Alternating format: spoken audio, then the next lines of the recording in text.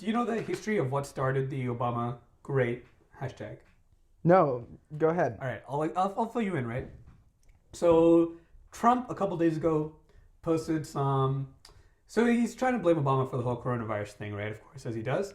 So he was writing some conspiracy theories about how Obama fucked all this up, like way before, by sabotaging his presidency and all that stuff. And so he wrote the hashtag Obamagate, like Watergate, Yeah. And so a bunch of conservatives, Republicans, Trump fans, all these people started tweeting hashtag Obamagate. Yeah. And it was a huge hashtag. Like, it was big, right? And so in response, the Democrats were like, hey, wait, Obamagate? No. Obama great. And so they made the Obama great hashtag, which has been trending for 3 freaking days. Like, yeah, it's everywhere. I don't get it. It's still, if you still jump in on Twitter, like today is the 17th of May, and you'll see Obama everywhere. It's hard to, and like, I remember seeing parts of Obamagate where like, they were the Democrats were ironically posting pictures of Obama in a tan suit, saying that that's the worst thing that he's done during his whole 8 years tenure as his president. One scandal. His one scandal. And the Dijon mustard thing. I don't know if you remember the Dijon mustard thing. What was the Dijon mustard thing? Oh, he said he went to some hot dog parlor or something, and he asked for Dijon mustard. And Fox News got very mad about it because Dijon mustard is a very upper class kind of gross. Not condiment. My president. No, my president likes ketchup in his hamburgers, his KFC and his taco bowls. Happy Cinco de Mayo. But yeah, I think this romanticization of Obama is like, it's so pervasive in the Democratic Party of America that you really can't escape it. So much more than that, right? Yeah. Everyone loves Obama. Here in Australia, everyone loves Obama. And I mean, I can see the appeal. He's a funny guy. He's cool. He's articulate. He's damn charismatic. He's so charismatic. So damn charismatic. And for so many of us, like Obama for me was the introduction to politics. I remember back in 2008 when he was running. And I remember seeing Wolf Blitzer talking about Obama, and that really brought me. Ushered in my political awakening. My dad was a big Obama fan in 2008, and that's how I got started. Yeah, I remember I was in the States in 2012 during his re-election campaign. Yeah. And you could feel the energy on the streets. Obama was a huge, huge event, a huge moment, right? And I don't want to downplay, right, the role of the first black president. Yeah, of course. No it's doubt. Unfair to do that. Of course, that is a remarkable thing considering the history of the United States of America and its relation to black people, right? But there's a lot of things that Obama was not, you know? And I definitely consider great in that category of things. We can not forget or forgive the Obama administration and their treatment of the Middle East, of course. Yeah. You know? And talking from coming in as politics students, I'm an international relations major myself, and just thinking of Obama's influence, it's so pervasive, and his mistakes are still to be seen everywhere. Yeah. His foreign policy in the Middle East was whack. The way he handled Russian influence in Ukraine was inadequate, and so many other things. So many things. The way that he... And I'll say this, he had a real contempt for the poor. No doubt about it in my mind, right? The way that first and foremost he treated Occupy protesters after the global financial crisis was disgusting, despicable. There was no concession to them, it was just pure pepper spray. The way that he treated poor people in Flint, Michigan by being so damn condescending and faking drinking their tap water so they would stop being mad about it. Condescending. Yeah. I think that's where our problem against Obama rises, Moo. Ideologically speaking, right? We have nothing against him, in terms of personality. No. He's definitely more charismatic than George W. Bush was. Of course. Or even Clinton. He's the most charismatic, president that, in our memory, for sure. Probably ever we weren't had. there for Reagan. No. So I think it's important to make that distinction. I am sympathetic of all the nostalgia that you you may have of Obama, like him being approachable, him being like his great smile, how lovable Michelle Obama is. But I think it's so important to make the distinction between who Obama was as a person and who Obama was ideologically, economically, and in terms of policy as well. As a politician, as a leader. As a politician. And in that regard, he was really nothing more than a Democrat. Yeah. You know? I think, to me, one of the things about Obama is not only his prevalence in America, but his prevalence everywhere in the world as that kind of historic landmark moment.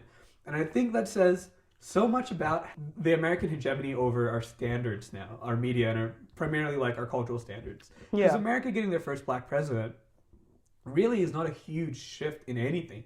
I don't think it made anything better in terms of racial politics in the United States. I don't think it achieved anything when it comes to the actual equality of humanity. When it comes to or lives of black people within America. For sure. I don't think it had any real global impact for the benefit. I don't think it had any good global impact. I think we need to question ourselves whether we really saw any sort of systematic changes with Obama's presidency. Like, sure, it's treated as a hallmark, landmark moment in recent history, but what did it achieve? Like, Obama promised a lot in terms of climate change. In fighting climate change, we didn't get any of that. He ran on a platform of equality, and he ran on a platform of change, right? Like his whole motto of "Yes, we can." Yeah, like there's a very populist kind of argument. Yeah, and very unpopulist results. He didn't even get to close Guantanamo. Like that was his whole big thing, right? He didn't even get to close Guantanamo. And he talked about getting out of Iraq, and all that accomplished was like the formation of radical groups like ISIS, and like filling up that vacuum left by American troops. Yeah. And again, these aren't failings of Obama per se. These are just what the Democrats do. What Obama represents is so much more than being the first black president. Yeah. It's like the Democratic Party of the American system that we have really, that our real issue here is. I think the other thing is Obama, when he was the president, was treated with a lot of respect and a lot of love from the people. And that love and respect has tripled and multiplied because you have to compare him to the current president. Yeah. Right? And like when you talk about charisma and articulation, that doesn't exist anymore. You know, so you understand where the Americans are coming from. Of like course. when you compare Obama to Trump, who is abhorrent, who is explicitly racist sometimes, and he's just it's a pain to hear him speak. It's tough. It really is. Yep. So yeah, I think you can understand and appreciate and sympathize with the Obama nostalgia that's floating around. Definitely. But that really doesn't address the structural realities of the Obama presidency. For sure. I think that leads into a good discussion about America. Yeah. Yeah. Particularly, Obama is a huge global figure because he's a big figure in America, because you just can't achieve that much in America. And that's the truth of it. You're not going to achieve much structural change in America. So having someone like the first black president is their big landmark. That's what they can offer us, right? In terms of actual social progression. That's all they can do. Yeah. And maybe one day they'll have the first female president. The fact that hasn't happened yet is like it's completely bizarre. ridiculous. One day they'll do that, and that will be the biggest thing they can offer us. Will America ever actually change?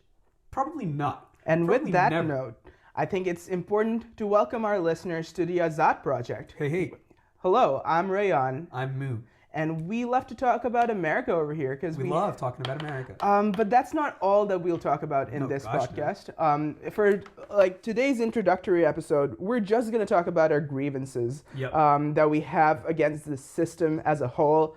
And when we say system, I hate the system. It's such a big abstract term, and hopefully today we'll walk you through some of our grievances. Some of them. We hope to give you a bit of a taste of some of the other things we're going to be talking about in more detail.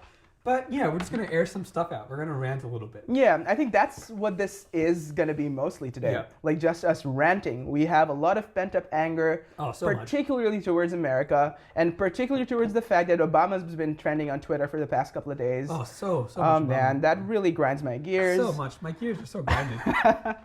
Yeah, again, I don't know like what the actual statistic is, or I forget the precise number, but something like 90% of Obama's drone strikes killed civilians. Like, he was bombing up weddings in primary schools, you know? Whatever. We'll say, Obama, he's Obama, hashtag Obama not great.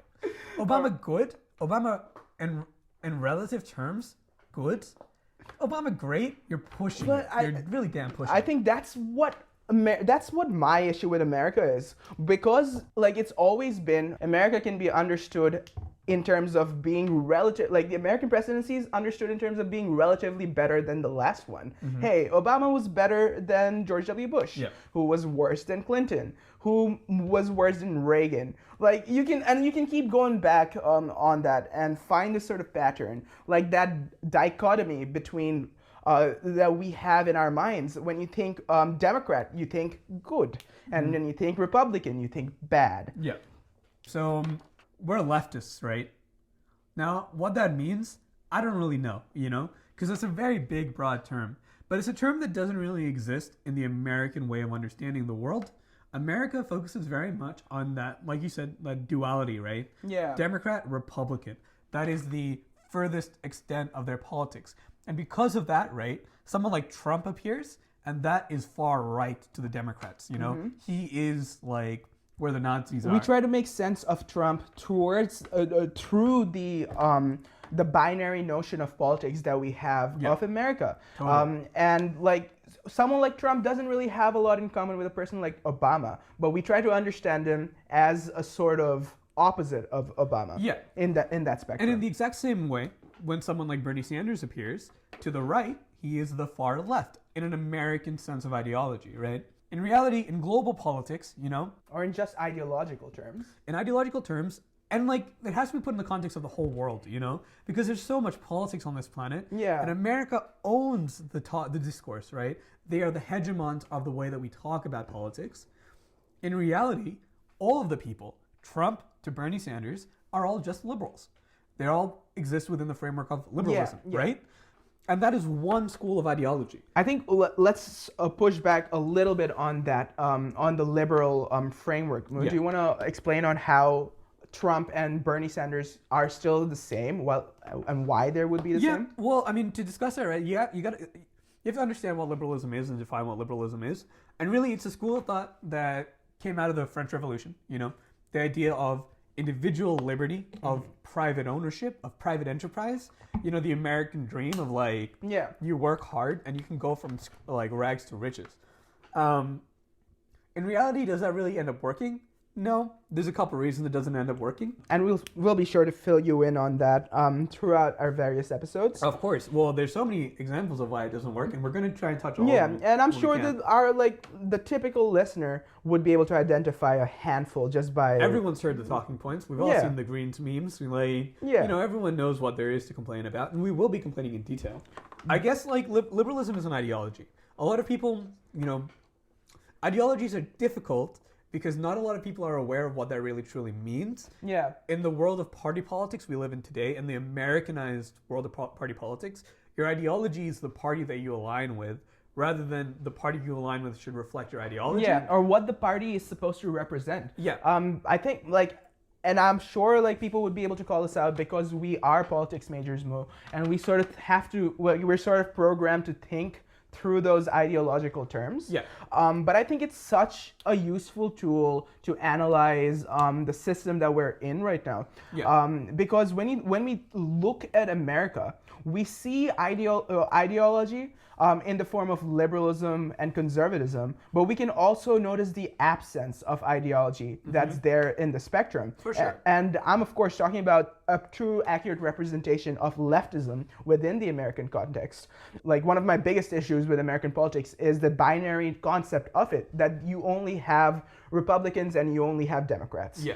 America is too big and too powerful for it to be represented within the frameworks of just two parties. It's too diverse, it's too classist, it's too racially charged for two parties to represent all of that. And I think the absence that you can really feel in the American spectrum is like the presence of a leftist voice. Yeah.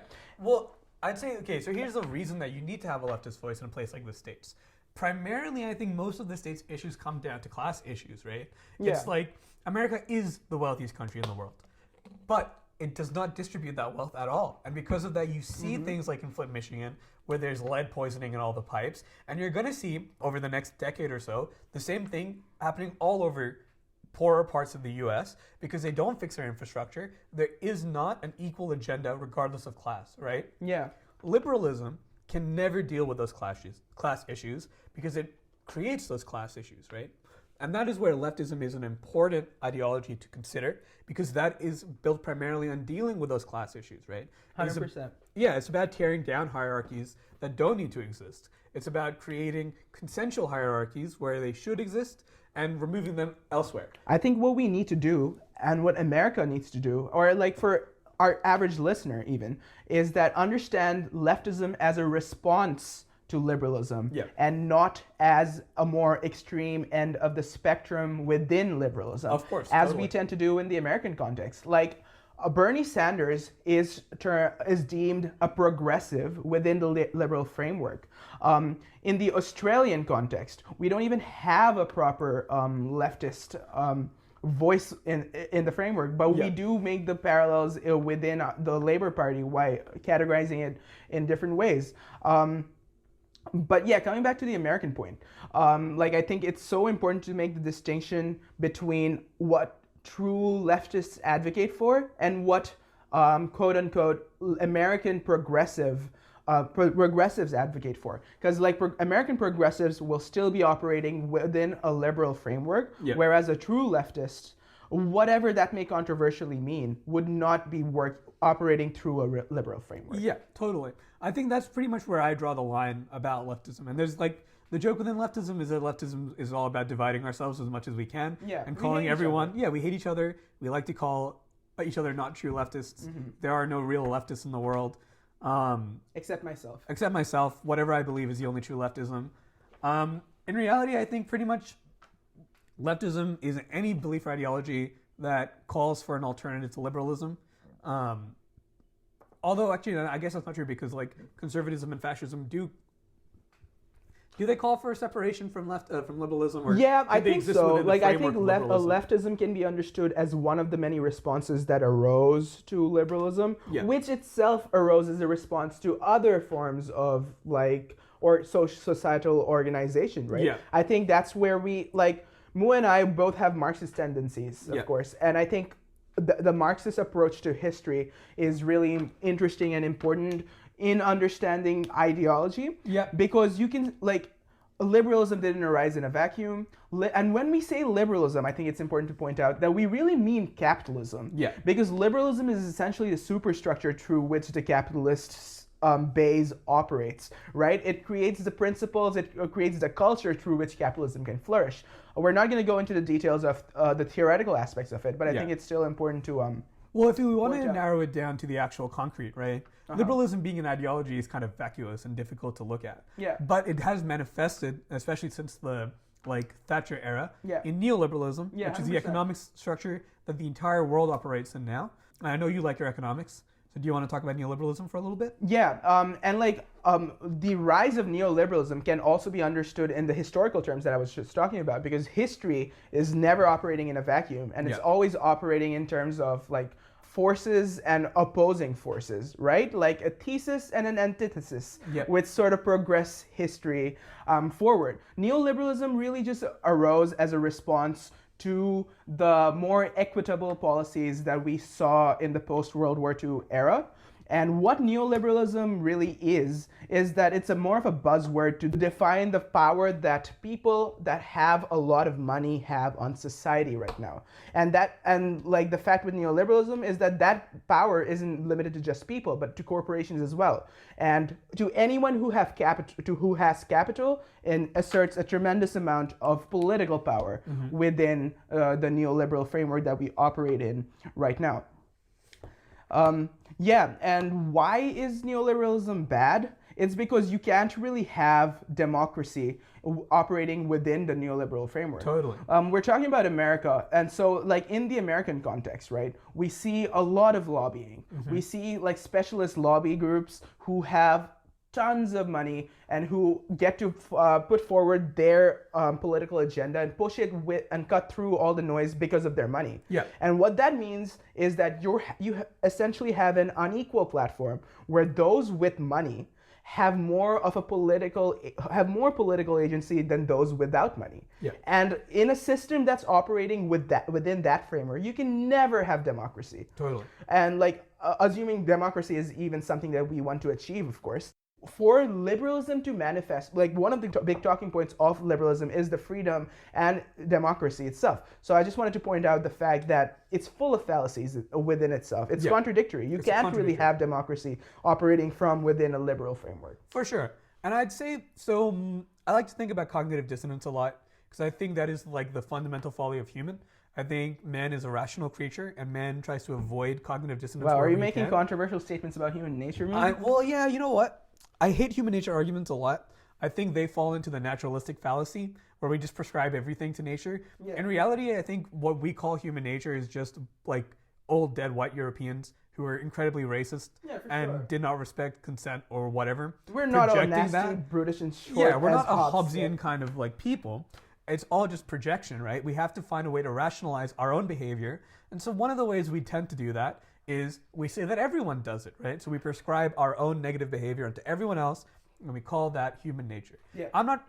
I guess maybe I am making a human nature argument, because my argument is that human nature is a rational thing, but we need to try to keep our rationality clean, pure. Mm-hmm. We can't have cognitive dissonance, or it makes us uncomfortable, you know? Yeah. So we have to always try That's a fair statement, which I doubt our listeners would. I wouldn't call it a controversial statement. Yeah. And I'll talk about, like, I guess my own personal history a little bit, right? Talking about liberalism and how full of contradictions it is, right? Because I grew up living in Dubai, which is the anarcho-capitalist dream state. It is a fully privatized system. Well, I'd say the government itself is kind of like a state socialist system, where if you are a citizen of the country, you are provided a lot of benefit by the government, and you have a lot of, and not socialism in the, like, in terms of workplace democracy or whatever, but in terms of kind of a welfare socialism structure. Yeah, welfare state. Yeah, it's a very strong welfare state for naturalized citizens. I'm not sure what the term is.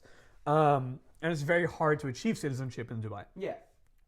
If you are an expat coming in, you duke it out in a perfectly anarcho-capitalist kind of system where everything is privatized, right? And you live in the lap of luxury. It is a very luxurious place to live, right? It is the epitome of neoliberalism. Privilege, of course. Well, yeah, of course. There's only two ways to get there. One is you choose to go there through having the privilege to do so. The alternative, of course, is that you have to fill up the slave class. Yeah. And Dubai can only exist as a dream state as long as it has a slave class. That, to me, is one of the biggest inherent contradictions of liberalism, is that you can get luxury, you can get goodness out of it, as long as there's someone else suffering under you to provide that for you. You can't have equity in liberalism because it needs people to be on the bottom, doing the work, at risk of going homeless or hungry. Yeah. If there's not that risk, and if there aren't homeless people to act as a threat, you can't get those luxuries out of liberalism. Yeah, right? And again, we're really just using liberalism as an encompassing term for capitalism as a neoliberalism, whole. These are all manifestations of each other in different ways. Yeah. They're all like different categories for talking about the same kind of processes, right? Yeah, it's interesting that you talk about your upbringing in Dubai, because I'm from Bangladesh, born and raised, grew up there, and it's a much more different reality than that you have seen in Dubai. For one, because a lot of the slave class in Dubai was made from migrant Bangladeshi workers who did not get to live in the luxury villas or like spend a night at Burj Al Arab because they were slaving away building those villas and luxury hotels, right? In Bangladesh, I think it's a really, my upbringing was also from a place of privilege where I got to experience a good life. I didn't have to work hard. You get to indulge in a lifestyle of privilege by the virtue of being born into it, right? Yeah. But I got to see the exploitation that exists in the society as Bangladesh transitions into capitalism, right? Bangladesh has historically been a feudalist country where it has mostly been an agrarian-based society, right? But it is transitioning into capitalism. And you can see, because we have more of a manufacturing sector now, you see like a lot of the clothes that we wear is made in Bangladesh. And one of the reasons that's happening, one of the reasons Bangladesh is transitioning into capitalism is because of the neoliberal forces that are taking over the world. Mm-hmm. Because of looser labor regulations and cheaper wages in Bangladesh, countries are shifting like companies are shifting from America and the West into Bangladesh for their orders and manufacturing. The West is exporting their capitalist model into like the poorer countries like Bangladesh and essentially transitioning it into the capitalist state, into a capitalist system. And you can see the pitfalls of capitalism, like we see here in the West, slowly arise in Bangladesh, and also in the other poorer countries, which is really interesting for me to be seeing. Like now that I'm living in Australia, which is a late stage capitalist society, and like my other life is in Bangladesh, which is in the earlier stage of development of capitalism. But I think you can really trace it back for countries like Bangladesh and like Pakistan and India and all that to colonialism. Like that's where our experience with capitalism and exploitation from the West really began, right? Like Mu and I are both children of products of colonialism, and our like very existence is a legacy of that. 100%. Colonialism isn't really just limited to the Brits going into South Asia, going into India, and extracting all the resources that that the continent had to offer.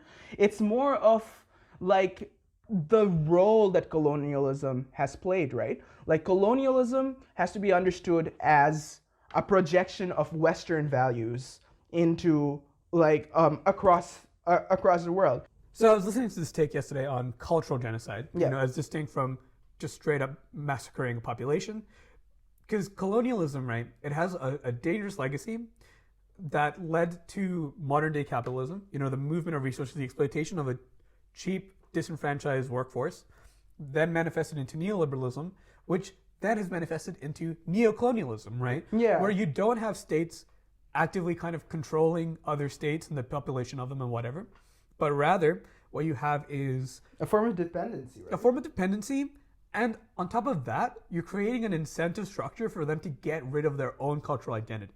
So for instance, if you are a Bangladeshi working in for an American firm or whatever, and you want to not just be working kind of in the labor force of it, but you kind of want to have some agency in the way that the company is run or whatever, in the rare situation that you're even capable of getting to that position, you need to learn English. You have to learn American etiquette. You have to go to America, go to an American school. And assimilation, right? I know that from my Pakistani culture, that is the dream, right?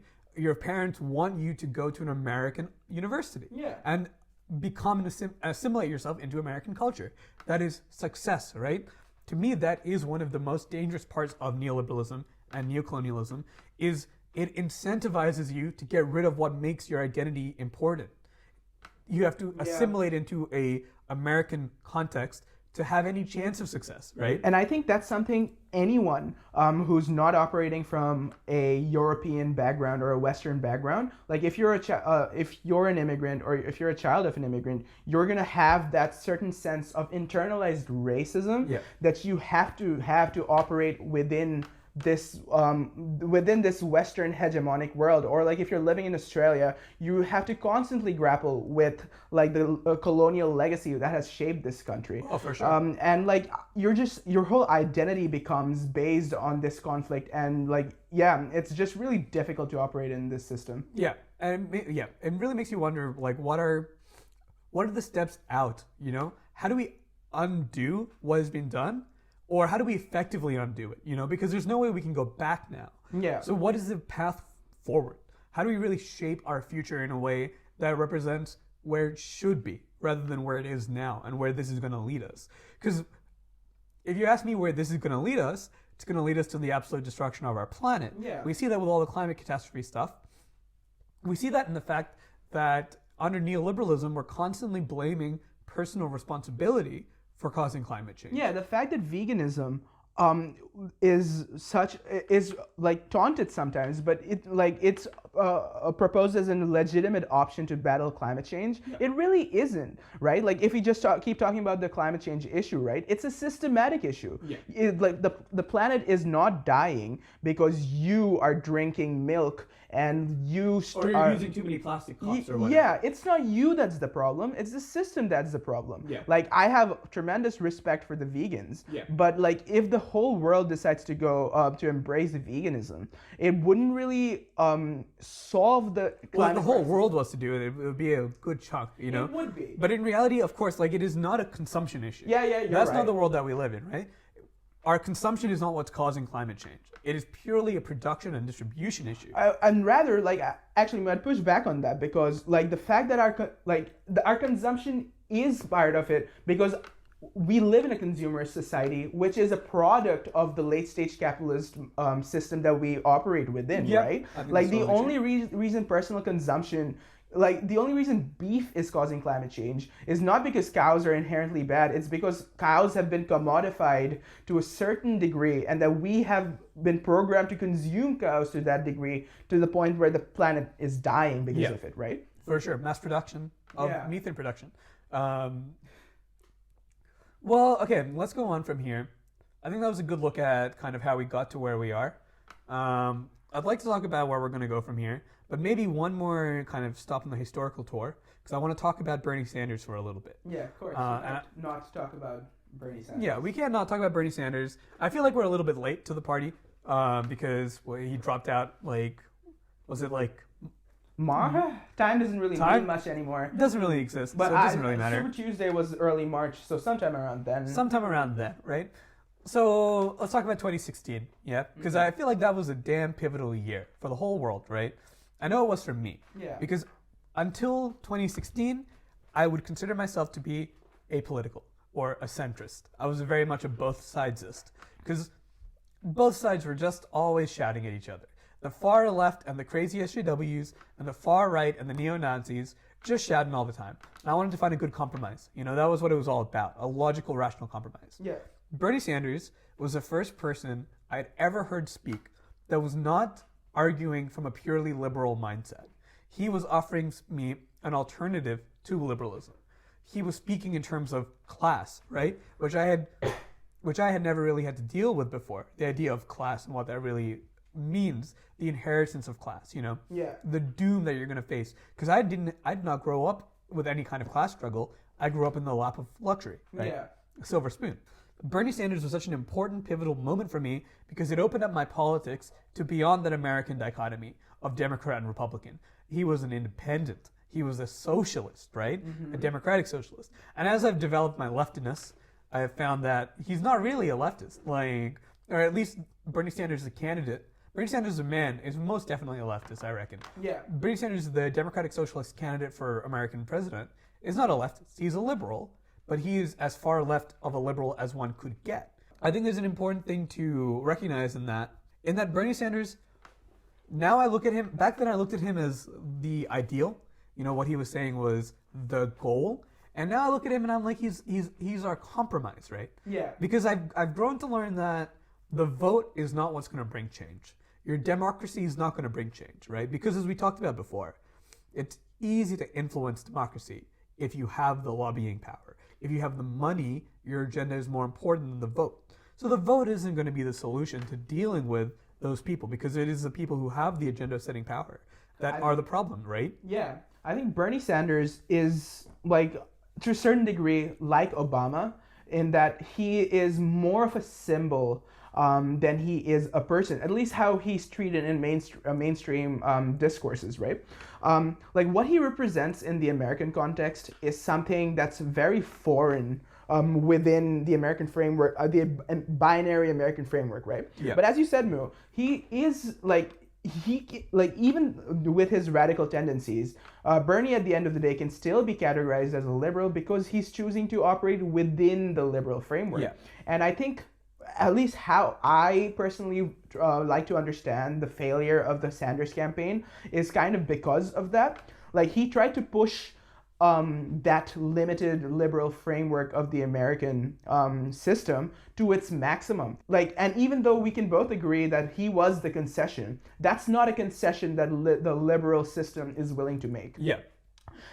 Bernie Sanders was by far the most rational candidate that the Democratic Party had amongst like a convoluted field of 20 so candidates, right? Like, I mean, most people would agree on that. Even those who don't, who aren't Bernie bros, even on the, even some of the Biden supporters would like see the appeal of Bernie's policies, but they would reject him as being too much of an idealist, or like reject him for the stereotype of being a socialist, of the socialist label being associated with him. I think that is one of the issues that I have with Bernie Sanders, is that he's not really a true leftist. Yeah. But the other thing to say, what right? What does it really mean to be a true leftist? No. When you said before, kind of the like attributing like the failures of the Sanders campaign, and I think there were many failures of the Sanders campaign. But in reality, I think to say that there were failures implies that there was ever a chance of success, right? Yeah, you're right. And one of the things that I've been very upset with myself about was how much hope I allowed myself to get out of Bernie Sanders. Oh man. Especially in this 2020 run. Now that I have leftified a little bit, you know. It should have been apparent to me from day one that America, the United States of America, was never going to have a democratic socialist president. It was never going to happen. It's never going to happen. And I understand that because I felt it as well. The naivety with which we all just embraced Bernie Sanders as our Lord and Savior. It's just the audacity of hope that we had within ourselves. It's just bizarre. It's silly. It is silly, and it's important to call ourselves out on it. Yeah, it's naivete. That's how I like have kind of come to terms with it. It was a hopeful naivety, but we need to accept that's not, it was never going to happen. Yeah. I mean, Joe Biden was, I'd say, always going to. It was always going to be Joe Biden, right? And that's so frustrating because, like, both Mu and I are big followers of American politics. If you haven't made that out, yet. In reality, I think almost most people who have any kind of political awareness just have to gravitate towards American politics. Yeah. The argument can be made that, of course, we have to because they are the global superpower. In reality, it's just because they control all the media. Yeah. Especially us coming from international environments, I was very disenfranchised from Pakistani politics, even though I'm a Pakistani. And since I'm an Australian, I was even disenfranchised from Australian politics. Yeah, and so for me, I went into an international school system when I was in Bangladesh. So like most of the media and entertainment that I was interacting with was the Western, and when I say Western, it's all just American. Yep. So like, I mean, both of us have more of an Americanized perception of the world, which is difficult to isolate our other thoughts from, right? For sure. Americans have the hegemony over our discourse, without a doubt. All of our talking points are from an American context almost, right? Bernie Sanders, he means something in Australia, where we are. And he shouldn't because he's not an Australian politician. But he means something here. He'll mean something throughout Europe. And in Europe, he usually just means a normal politician because he's not a radical leftist in a European context by far, even in more conservative European states. Yeah. Going straight back to the thing we said at the beginning, the American dichotomy of politics has just taken over the entire world. And that's why there's so much misrepresentation of the left. They have not, in America, yet figured out how to draw the line between liberals and leftists. Because to them, there really is no distinction. If you are a liberal, you are to the left. Because it's all a relative position, right? And I hope that so far, from our conversation, we've been able to represent the differences between leftism and liberalism and how they're ideologically fundamentally different principles. Yeah. You cannot be a liberal leftist. Yeah. And I want to talk a bit about today's political discourse. I came from a very digital culture. I was a third culture kid, right? I grew up in Dubai, but I'm an Australian citizen, but I have Pakistani ethnicity. And I never really related to any of those cultures. And I think that's true for a lot of people who have grown up on the internet. So I found culture through the internet. But the internet was not nearly as welcoming a place when I started using it as I'd say it is now, where it has become a hub of activism and feminist voices, trans voices, where it's become a place for people to share opinions that are not really accepted within the mainstream from a leftist... You have so many subcultures within the internet now. Yeah, totally. Back when I started using the internet, it was pretty much primarily just for edgy boys. It was a way to propel toxic masculinity over and over again, to make fun of people who had any kind of political agenda whatsoever, unless it was a rightist political agenda. If you were advocating and actively being an advocate for, then you were being political and you were a villain, you were an enemy, right? That was the culture I grew up in on the internet anyway. The reason that culture existed is because of that lack of distinction between leftism and liberalism. What you end up seeing a lot in those circles are the same reused memes and videos and whatever, the same talking points and jokes of like trans advocates being upset at a lecturer for saying something and then they all call them out for free speech or whatever. That's like the usual thing, right? Yeah. Like someone says something controversial, someone gets upset about it, and then they say, oh, the left hates free speech. In reality, there's a huge distinction between leftist advocates and progressive liberal advocates. Here's where I find the danger in all of that, right? Yeah. The lack of distinction means that people who are liberals, who have socially conscious inclinations and whatever, who want to achieve actual justice for groups that are marginalized, they don't know how to actually achieve that. So they end up pushing for liberal progressive beliefs, right? Which usually means a seat on the table kind of thing. Yeah. They want to have representation on the media, in television, more gay characters, or more black female security guards, or cops, or whatever. That's why they voted for Clinton. That's why they voted for Clinton. That's why a lot of them are K-Hive. They love Kamala Harris, and they want Kamala Harris to be Joe's VP. I understand that, When you look at it from that edgy, slightly right perspective, it's all just representation politics that doesn't achieve structural change, right? It's all about how do we get as many of these people in our social consciousness without actually achieving anything for them. What I call empathetic inefficiency, right? It's about these people who are very empathetic and they have a lot of emotional energy, but they just expend it in pointless. And I don't want to say that representation is meaningless, because of course that's not true. It's important to have media representation. Yeah, it has real impact on the lives of people. It has real impact on people. When it comes to creating real structural changes, I don't think that the link there is as strong as people make it out to be. I think that's what my issue with the liberal approach to politics is, at least the progressive liberal approach that we see in America, right? They fail to evaluate the structural issues that exist in the current system. Yeah. And because, when you fail to do that, you can't really solve the problems that are at the root of all the issues that we see today. A lot of the issues that we see in our society right now, inequality, like the gender pay gap, they don't really have to be a thing anymore. Yeah. Right? We have the resources, we have the economic base to overcome all of this. But it is an active choice by those in power to not do so. Yeah. And I think that's a big distinction between the leftist approach to politics and the liberal approach to politics, I'd say. Because leftism is about toppling all of these exploitative top-down hierarchies that exist in the capitalist societies that we live in today. And these exploitative hierarchies can be seen everywhere. Yeah.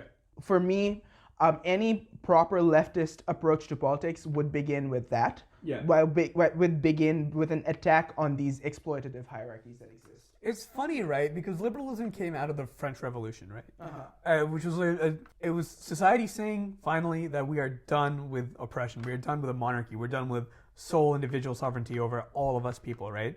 And yet our current liberalism is so scared of reappropriation, of taking from the people who have oppressive power and returning it to the people who don't. Really, the liberalism of today is so distinct from what was meant to have come out of the revolution, right? We took all that revolution philosophy that we picked up from the French Revolution and that we've been applying all over the world during the 19th century. We took that philosophy of no more monarchs, no more no more individual sovereigns, more spread sovereignty. And instead, we created this neoliberal model where we have global monarchs, where we have CEOs who have so much more power than the monarchs of the olden days, they're not restricted by borders, Yeah. Borders are a huge part when it comes to what a nation state is. But our current monarchs, like Emperor Jeff Bezos, they don't exist within borders, right? They have so much more power than an old monarch used to have. Yeah. The fact that we have bastardized revolution philosophy so much in this new neoliberal model, it's just one of those other contradictions that have come out of liberalism. So, as we can see, from the failing of the French Revolution, because it did fail. Yeah, I think it shows us how important it is that there is some unity in the approach that we take into revolution or into change in general, right? Yeah. Because I think we can draw a line to say who's not a leftist, but within what are leftists, we still have very little consistency in what we believe to be the true path forward, right? Yeah, I think that sort of relates more to what you were saying about everyone in the left hating each other, right? Yeah. Because it's very important to not draw a homogenous understanding of the left because we're so different. So it's really difficult for the two of us to define the left as a whole and to define the leftist approach to politics because it's so diverse within it. Because like Antifa is the left, but also like the Chinese Communist Party is supposed to be the left Stalin's too. the left. Stalin's a lefty. And so is Fidel Castro. Fidel Castro. Kim Jong-un too. So Judaism. Yeah. And then like more locally in Melbourne, we've got Socialist Alternative and like Solidarity, and their approaches to leftism is different as well. Yeah. But I think the main difference that we can draw within leftism and sure in liberalism as well is whether your approach to the capitalist system or liberalism as a political mechanism is your goal to reform it or is your goal to fundamentally change it? Yeah. And what I mean by that is reform would be working. So like bear with me here, Moo, as I go into the little structuralist aspects of it, right? For reform to occur, reform fundamentally occurs within the structural limitations of a system, right? Where so what that would mean is within the liberal context, for the context of liberalism, reform would just mean democracy or electoral politics as we see unfold in Australia or in America. The limitation of reform in the American context is the Bernie Sanders campaign. The fact that Bernie couldn't get elected even though he was the best choice, or that like the American field wouldn't allow for him to get elected because of him not being in the system's best interests. Yeah, and I'll speak a little bit on like what that manifests like, right? Yeah. Because there's a lot of different ways that happens. One, of course, you have the lobbying thing that we talked about when it comes to agenda setting. The other thing is the media. You know, the media as an institution is controlled by elite classes more than they are by lower classes. Yeah, just Murdoch. We've all read our Chomsky. The media is an effective tool for creating... Or Chomsky-Broskis, right? The media is an effective tool for creating consensus, right? It makes you believe that you believe what everyone else believes. In reality, that's never really true, right? It's very distinct from what most people believe. One of the failings of Bernie Sanders' campaign was he was not appealing to media elite. And it's not really a failing of his campaign, that is his campaign. He does not want the elite he does not want to appeal to them. Because of that, the media did not represent him in a good light, if they even represented him at all. I think it's interesting to bring in Elizabeth Warren in this discussion as well, because I think we can we can illustrate our point using dichotomizing the two of them, right? Warren's whole spiel and whole approach to politics was that she wants to fix American capitalism, right? She wants to make it work in a way that would address inequality, that would give universal health care. She said that to start off with. I mean, all that, right? So she was gonna use capitalism as a tool and operate within the frameworks of capitalism to essentially change it for the better. Sure. On the other hand, we have Sanders, who is operating on a more radical platform, at least in rhetorical terms, right? Because he was talking about what can be categorized as a revolution of a certain way, but we'll talk about how it really wasn't a revolution. No, of course. But his whole rhetoric was about fundamentally changing the system of American politics, the way the country is organized. And I think this is where we can depart from our comparisons, because this provides us with two approaches to politics, right? One is the Warren model, where we reform the capitalist system from within itself and use the structures and the mechanisms that it provides us to better it. Improve it, reform it. Yeah. And then, on the other hand, we have the more radical option. Yeah, the Sanders model. The Sanders model. I mean, the Sanders model was not a revolutionary model per se, but rather, I guess, more of like a vanguard kind of model, in the sense of, I think what Sanders was really hoping to achieve was not the revolution that we talk about, but rather trying to ease the things that prevent it from occurring, right? Yeah. He wanted to give more bargaining power to the workforce so they could bargain with their bosses, right? Yeah, like limit the hierarchy and reduce the hierarchy. Yeah, that was his whole model. Yeah, and I think this is, I'm hesitant to call this approach the revolutionary model. It's a proto-revolutionary. Yeah, it doesn't, because it doesn't necessarily have to result in a revolution. It's any approach that isn't operating within the structural limitations of the liberal capitalistic model. And can I provide a bit of analysis here? Yeah, of course. Bernie Sanders provided this model that was explicitly against the elite class because it threatened them from outside, right? Because of that, his representation in the media was incredibly biased, it was damaged. He was always made out to be weaker than he was at every moment, right? His fan base was always diminished or made very toxic, right? The whole Bernie Bros rhetoric. An alternative, you have someone like Warren who appears, who has, I will say, a very bad past in politics. I don't think she has a very proud past in politics. And I'm not going to forget that she faked being Native American and stole like Harvard positions from actual Native Americans. It's bizarre. She's the first woman of color that Harvard Law appointed, and she's not a woman of color. She released a cookbook called Pow Wow Chow. Like, we're not going to forget who Warren was, right? But, and the other thing is, she did not run a successful campaign. It's important to say that. She came third in her home state. That is a huge blow, you know? Yeah, but not to get caught up on Warren and Sanders. What I want to say, right, my analysis there is she offered a solution that was not a threat to the elite class, right? Her reformist approach was very much within the realms of the game the elite class was already playing. Because of that, the whole idea that she was ever a front runner was incredibly manufactured by the media. She was given a ton of screen time by the media. Ton of positive articles about how she was going to be the new Bernie Sanders and create the same energy that he did in 2016. I think personally that harmed Bernie's campaign a little bit, not as much as it is made out to be by a lot of leftists, because I don't think she really had that big of a base of support. She had a very loud and digital base of support. She was all over the Twitter sphere, but that's not an accurate example of real life. It's just an example of how, in my opinion, this shows that a reformist approach will never really work, because it's just playing the game that they're already playing. They know she's not a threat to them, so they propel her as an alternative to a real threat like Bernie Sanders. I think it's really, like Bernie Sanders and Elizabeth Warren are just two really good examples which help us illustrate this point. Yeah. But on a broader level, right, like moving beyond Sanders and Warren, we can really see these two different approaches offering very different results, and like they both go into it in different ways, right? Like the reform approach is more of top-down change, where the hierarchies persist, and it's still exploitative, and it can be understood as concessions of the ruling class that they're willing to.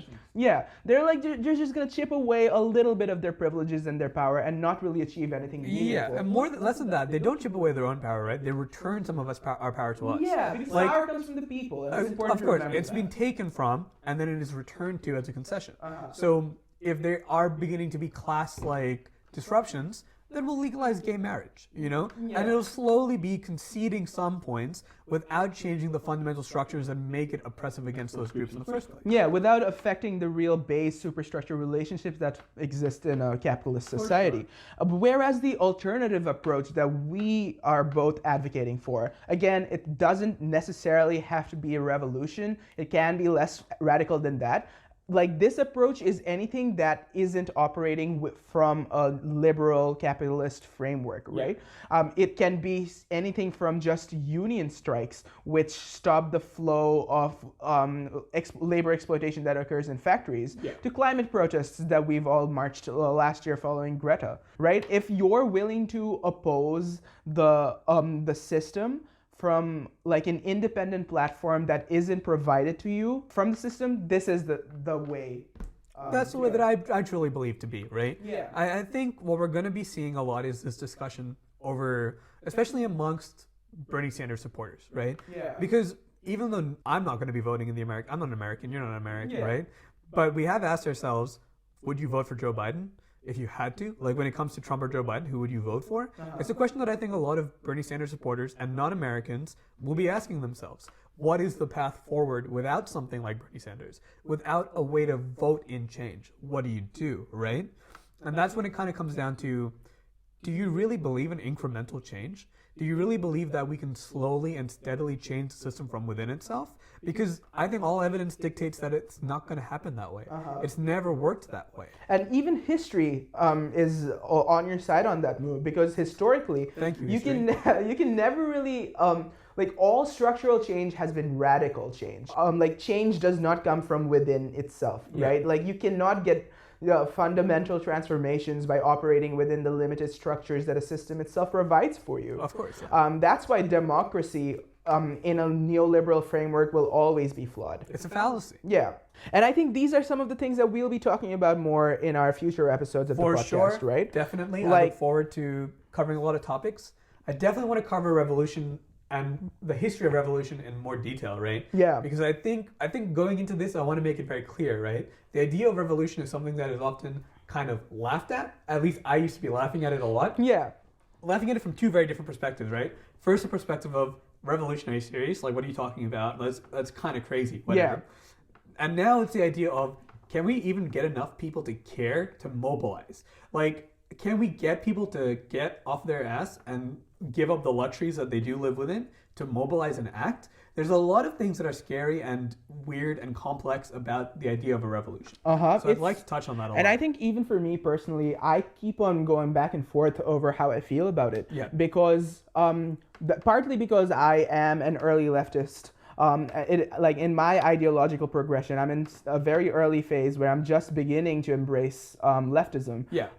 Heck, like a year ago, I was in the Warren train. I was in the Buttigieg train. Yeah, it doesn't really get any darker than that. But like, I guess this is why we're doing this podcast, right? Like, to help us understand, like, to help us sort of track our own journey through leftism as we develop ideologically, and help others who are in similar positions themselves to, like, take more of a formative stance on this. Yeah, and to make sense of the world around them. And hopefully the people who are listening will help us make sense of the world around us. Yeah. And help us fill in the spaces that we have blank. And please call us out on any bullshit that you hear from our sides, because, again, we're both, like, just college kids going at it, and we don't really have as much lived experience as we would like to.